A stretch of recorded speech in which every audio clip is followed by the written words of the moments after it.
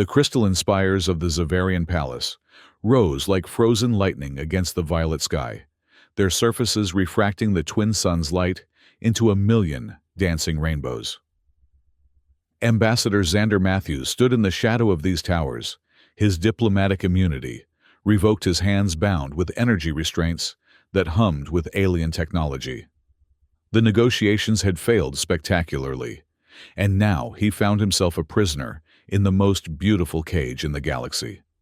The Zavarian Empire had stood for millennia, its power rooted not just in technology or military might, but in something far more mystical, the sacred crown of authentication.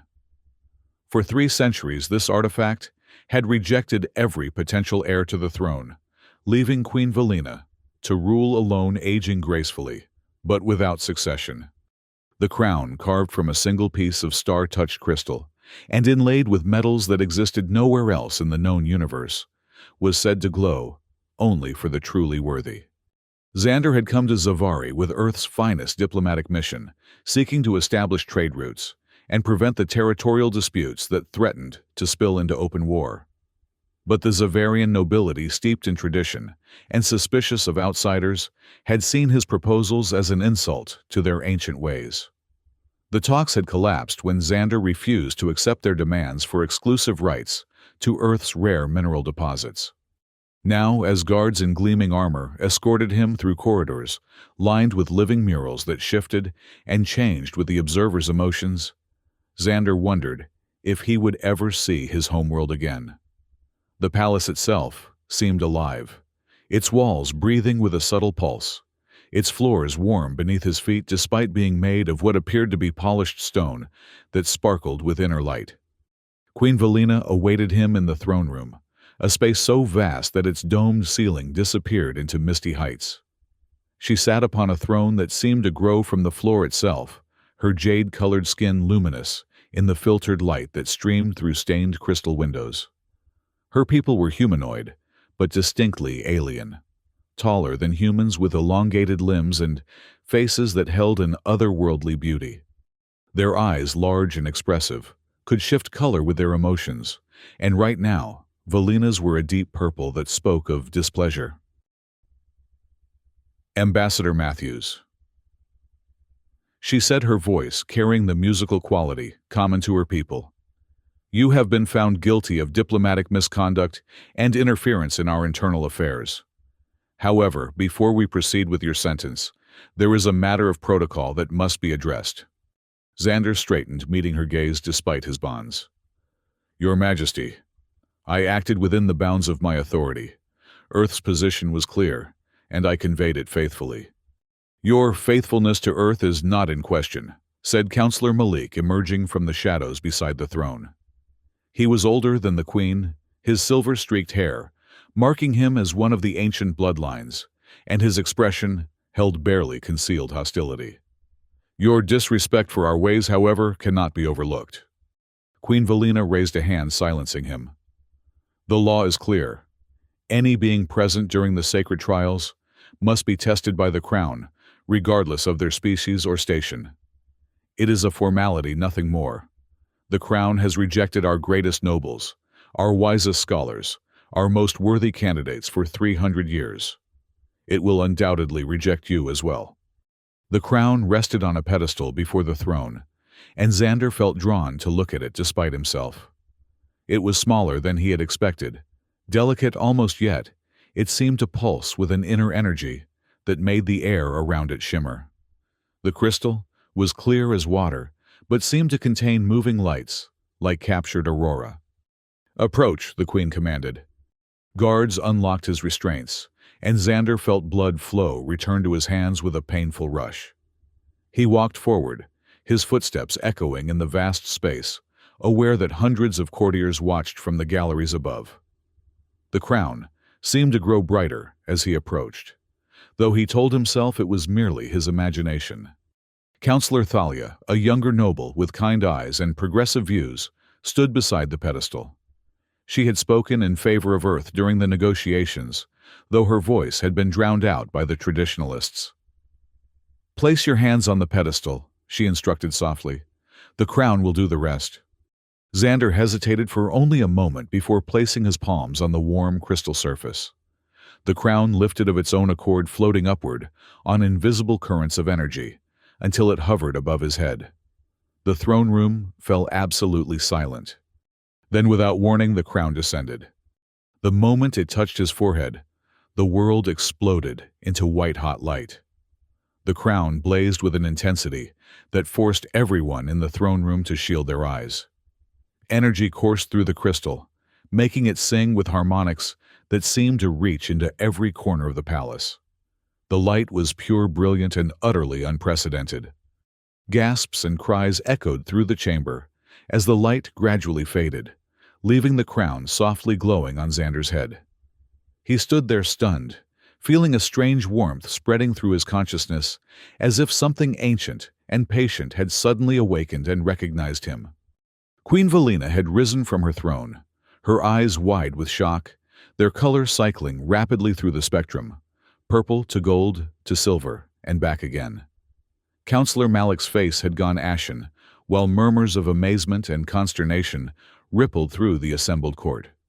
"Impossible," Malik breathed. "The crown hasn't chosen anyone in 3 centuries. How can it choose a human?" "Perhaps," said Dr. Evan, the court's chief scientist, stepping forward from where he had been observing, "it's not impossible at all. Perhaps it's exactly what we should have expected if we had been looking at the evidence with open minds." The doctor was an elderly Zavarian, whose scaled skin had turned silvery with age, and whose eyes held the patience of someone who had spent decades studying the mysteries of life.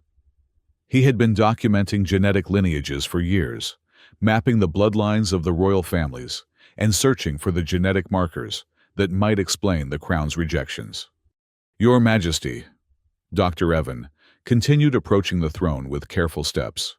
"If I might be permitted to explain, I have been researching our ancient histories, studying the genetic records of our people. What I have discovered may shock the court, but it explains everything." "Speak," Queen Valina commanded, her voice strained. "Our peoples are not as different as we believed. Thousands of years ago, before the great exodus that brought our ancestors to this world, there was contact between our species. Hybridization occurred, leaving genetic markers in both human and Zavarian bloodlines. The crown you see was designed not just to recognize pure Zavarian royalty, but to identify those carrying the ancient hybrid genes, the genes that would allow our peoples to truly unite." The throne room erupted in chaos. Nobles shouted in outrage, others demanded proof, and still others seemed struck speechless by the implications. Malik's face had gone from ashen to red with fury. "This is heresy," he roared. "Our bloodlines are pure. We are the chosen people of Zavari. I will not stand by and watch our sacred traditions be defiled by alien contamination." But Queen Valina held up her hand again, and slowly order returned to the chamber. Her eyes had settled on a deep blue, the color of contemplation and decision. "If what Dr. Evans says is true," she said slowly, "then the crown has not made an error.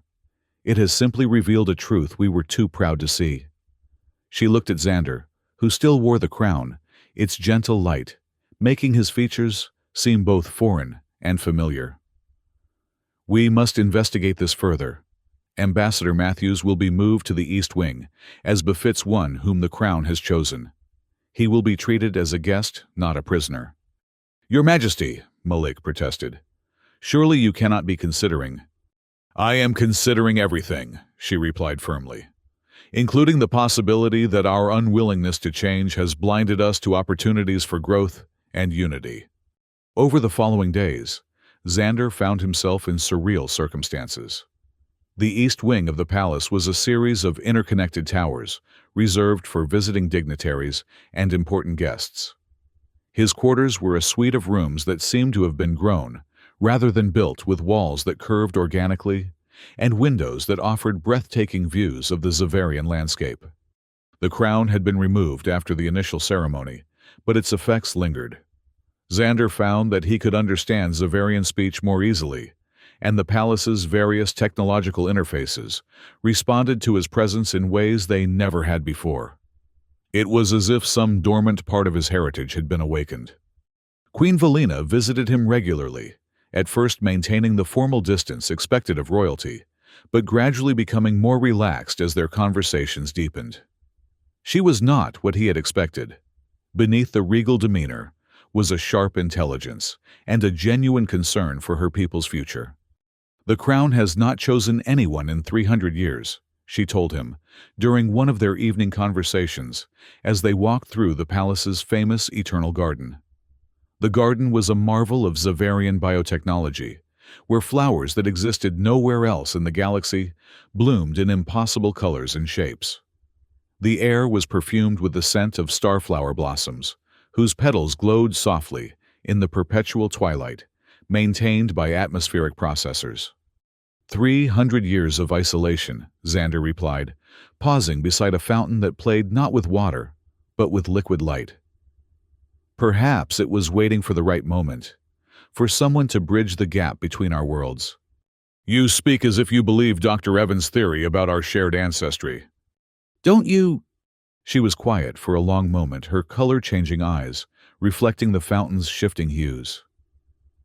I want to believe in something beyond endless tradition and rigid protocol. My people are stagnating, Xander. We have preserved our culture so carefully that we've forgotten how to grow. Growth requires risk, he said. Trust in the unknown. Is that what you're asking of me, trust? Before he could answer, a commotion erupted from the direction of the palace. Shouts echoed across the garden, followed by the distinctive hum of energy weapons. Queen Valina's eyes immediately shifted to red, the color of alarm. The throne room, she breathed, and they ran. What they found when they reached the palace proper was chaos.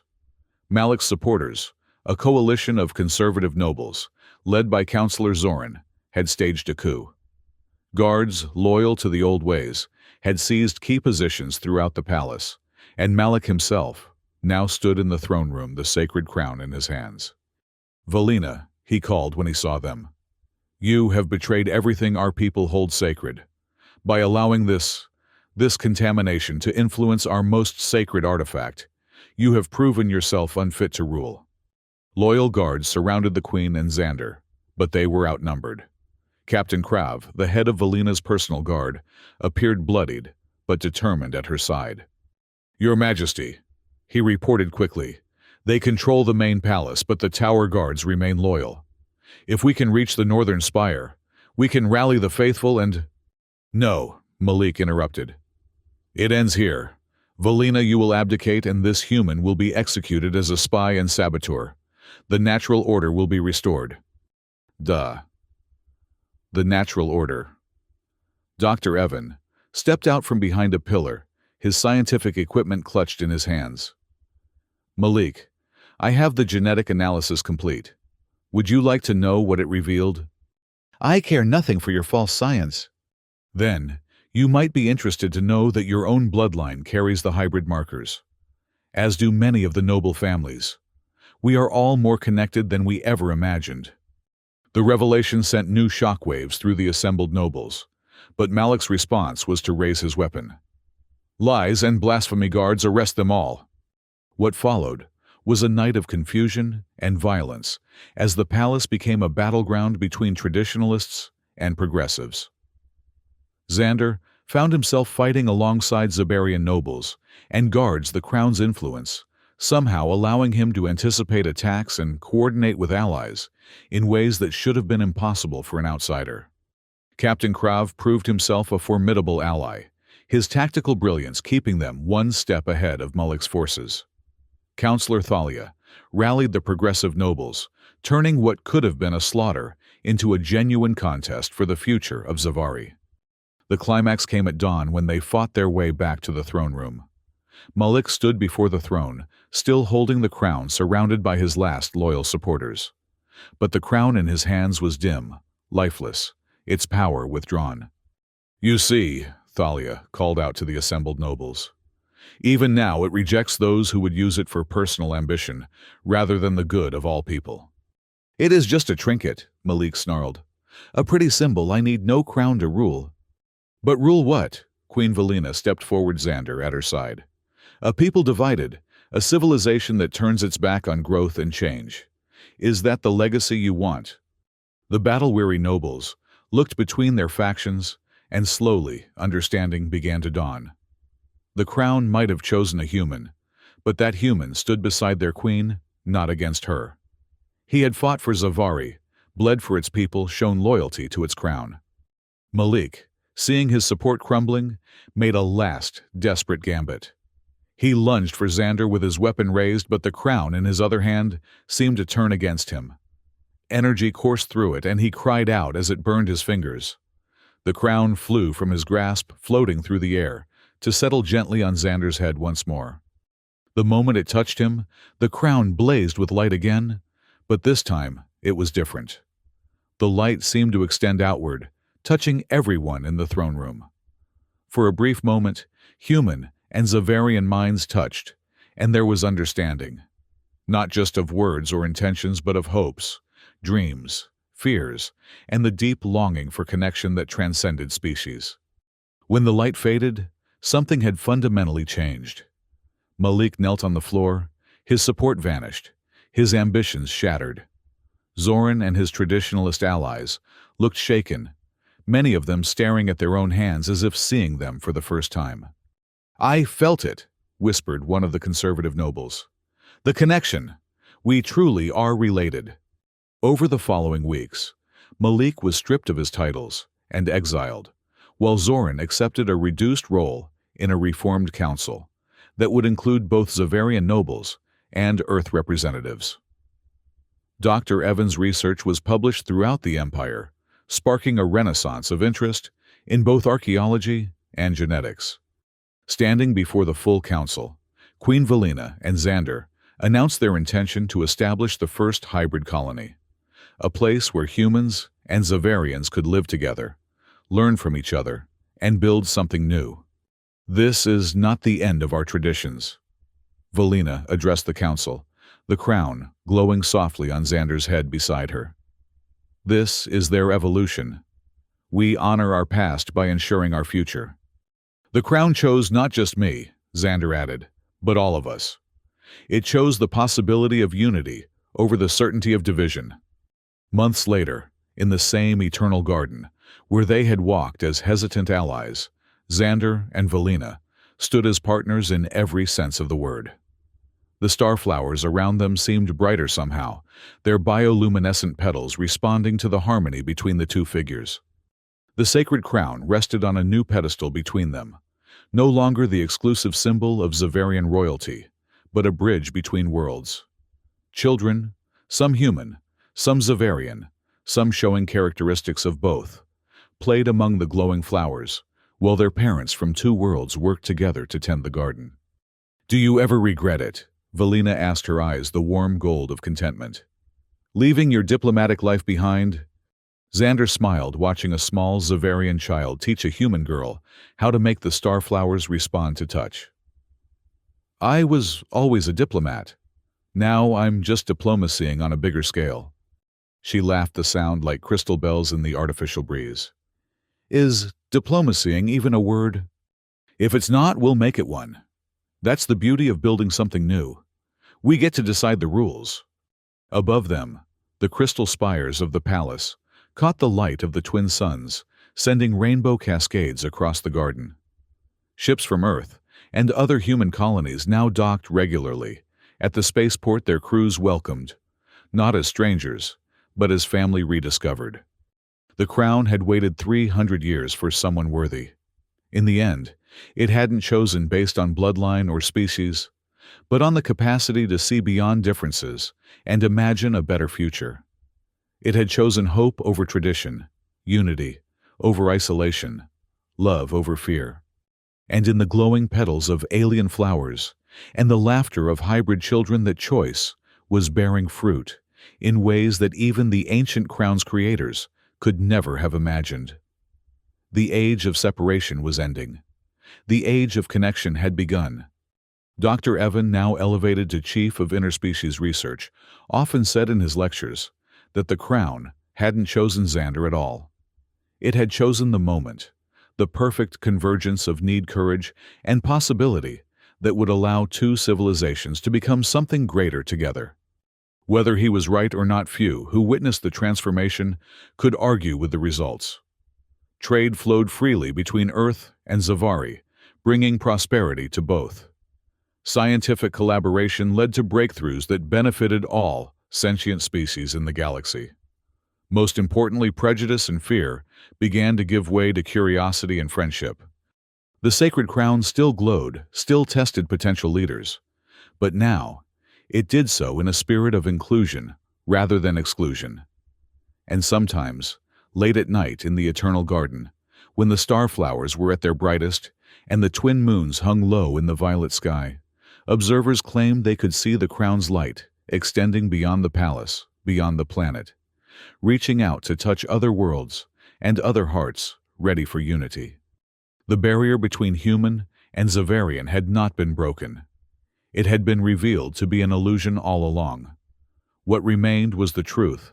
The crown had always known that connection was stronger than separation, that diversity was stronger than uniformity, and that the future belonged to those brave enough to reach across the void and clasp hands with the unknown. In the years that followed, historians would mark this time as the Great Convergence, when the galaxy took its first steps toward true unity. But for those who lived through it, who felt the crown's light touch their hearts and minds, it was simply the moment when the universe got a little smaller, a little brighter, and infinitely more hopeful. The crown had waited 300 years for the right person. In the end, it chose not just Xander, but everyone willing to believe that differences were not barriers, but bridges to something better. And in the laughter that echoed through the crystal corridors of the palace, in the songs sung in two languages that became one, in the love that transcended species and made new life possible, the crown's wisdom was vindicated. The future had arrived not with conquest or submission, but with understanding, and it was more beautiful than anyone had dared to dream. Captain Krav often found himself assigned to escort groups of children, human and Zavarian together, on tours of the palace.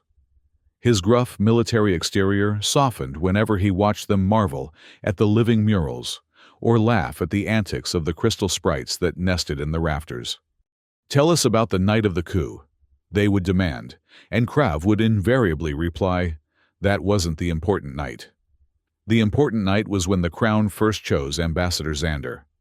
Everything else was just politics cleaning up after destiny." Counselor Thalia, now head of the Interspecies Council, kept detailed records of the integration process. Her archives grew thick with documentation of successful partnerships, joint ventures, and the gradual blending of technologies that made life better for everyone. But her private journals recorded something more precious: the small moments of connection that proved the crown had chosen correctly. A Zavarian engineer and human physicist working together to solve power distribution problems, finishing each other's equations without speaking. A human artist learning to paint with living pigments that responded to emotion, creating masterpieces impossible in any single artistic tradition.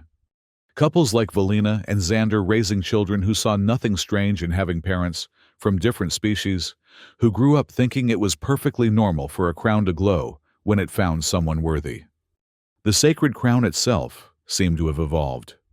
No longer did it simply accept or reject. Now it glowed in degrees, showing not just worthiness, but potential compatibility, the likelihood of positive change. It had become less a judge and more a guide, helping the united peoples choose leaders who would serve the common good. Some traditionalists still grumbled, of course. There would always be those who preferred the certainty of separation to the messiness of integration. But they were outnumbered by the growing generation of children who couldn't imagine a world without their friends from across the galaxy, who spoke languages that borrowed from a dozen worlds, who played games that would have been impossible before contact. Years passed, and the first hybrid settlements grew into cities, then into worlds in their own right. The crown was no longer unique. Other artifacts were discovered, other connections revealed. It seemed the ancients had seeded the galaxy with tools for unity, waiting for the right time to activate them. But the Zavarian crown remained special not because it was the first, but because it had taken the greatest risk. It had chosen not just to bridge two compatible species, but to shatter the very concept of species as a barrier to connection. On the 10th anniversary of Crown Day, as it had come to be known, a great celebration was held in the palace. Representatives from dozens of worlds attended, many of them hybrids themselves, now or members of other species, who had joined the growing alliance.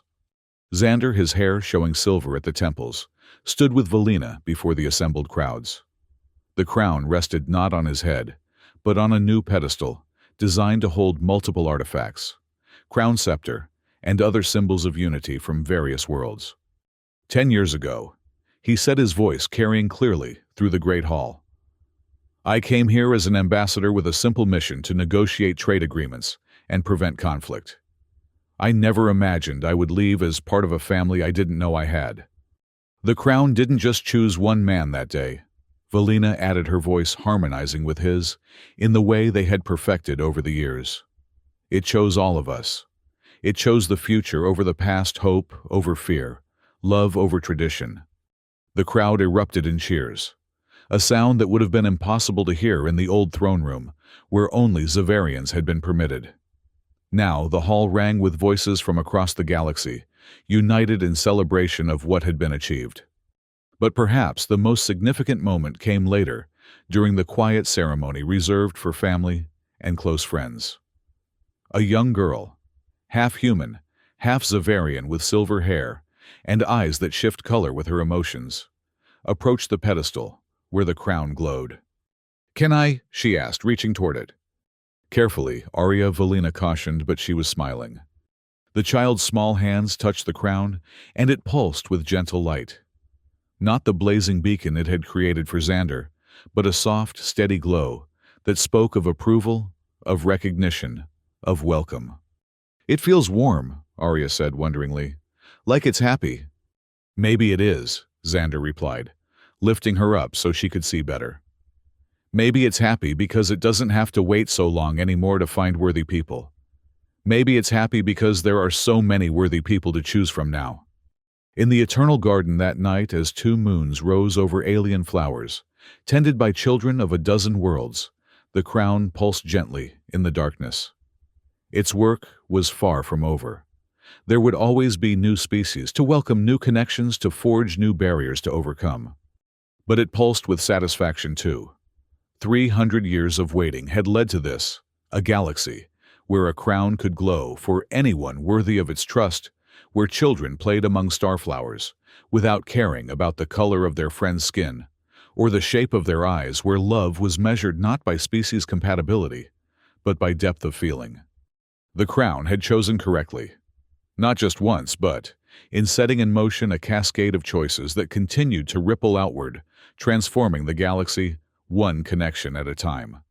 And in the soft light of alien moons and the gentle glow of an ancient artifact, the future continued to unfold.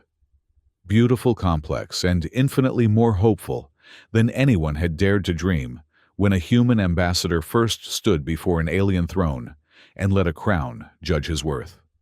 The sacred crown of Zavari had waited 3 centuries for the right moment. In choosing Xander, it hadn't just found a worthy ruler.